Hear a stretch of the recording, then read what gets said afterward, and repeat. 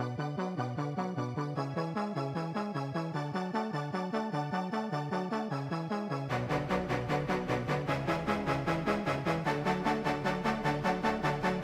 might be too strung out on compliments, overdosed on confidence, started not to give. Hi, it's Kimmy, and I'm back with Lauren. And today we're gonna do a segment on how to get on with your housemate when you're in uni and you live with people. Getting on with housemates, that is just an awkward, like living with people that you don't really know sometimes can be just an awkward situation. What do you think? When you first move in with people, you need to set rules, and you need to tell them what you like, and they need to tell you what they like. Otherwise, you're probably gonna clash, and certain things like cooking and just being dirty with it, really. Like, Yeah. especially say, for example, if there's a vegetarian and a meat eater, and the meat eater's leaving like meat in the sink, that's just, the vegetarian's going to be really pissed off, I suppose. So Yeah. it's not good. It's little things like that. Like little things can just make catastrophic arguments. To be honest, like, so when the most important thing is to set rules and also have a cleaning rota, because that is just pivotal. Or people will like not do anything. Because from experience, even having a cleaning rota there, it makes no difference. They still do not do anything. Like, my housemate is one of the most annoying persons I've ever come across in my whole entire life. Since living here, she's not washed the bathroom once. Yet she wants to use it. She wants to use it. So I think, like, stuff like that, I think is so unfair. Like, I'm washing the bathroom for you. Like, it's like I'm your clean or your maid or something. It's really annoying and stuff like that. So it is, and it's important to kind of like establish a rapport so you can talk to them. Like, if they're not doing something right or they're doing something that's annoying you, it's important to have that relationship so that you can talk to them and tell them. Because I don't have that relationship, so I just end up shouting and hollering, and that's how it gets sorted out, because I don't have that relationship with them to say, oh look, blah blah blah, we're not like that. So that's the thing, is you have to have that a good relationship and try and be civil as well and try and be mature about it, because if you're not mature about it, then it just becomes ridiculous. You will argue over the most stupidest things. Any little thing that comes up after will push you off. Yeah, exactly. Yeah, that's the thing. Like, one thing, because you haven't sorted out or established that it annoys you, every other thing that they do will get on your nerves. And as well, sometimes even when you tell them, like, I've told her before, clean out the sink and stuff, she'll say okay to your face, do it that when you're there, and then as soon as you're gone, it's the same thing over and over again. It's just...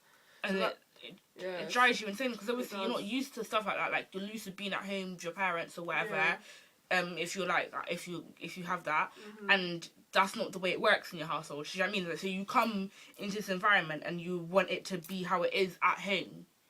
Do you know what I mean? Like, that's what you try and make it homely, and then it ruins it. Yeah, so that's the health and hygiene and cleaning issues, but then there's also respecting people's time and space. Yeah.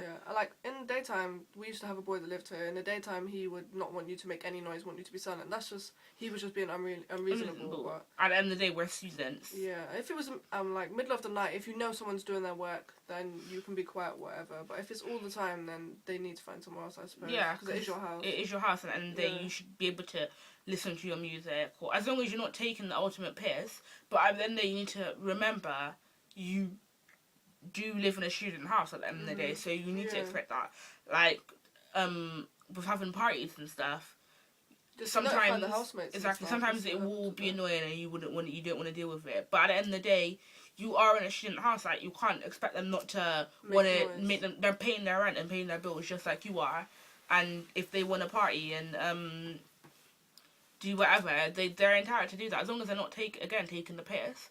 And as long as, if, say you have an exam the next day or something, that's just... Then... But then you need that bond to be able to tell them that you have an exam. So, like, you can't tell the girl you have an exam in the morning because you don't talk to her like that. I don't talk to her completely. Like, we do not talk to each other.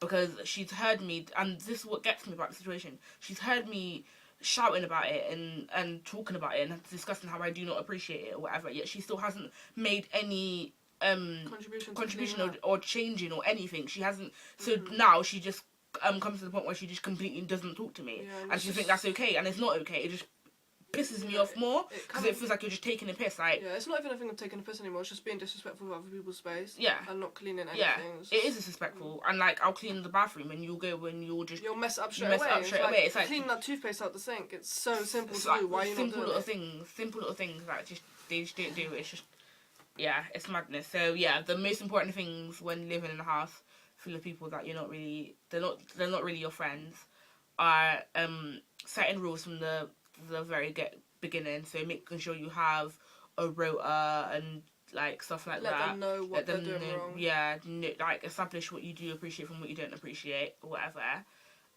To try and build a rapport and a relationship with them so that you can obviously discuss them and tell them easily and whatever.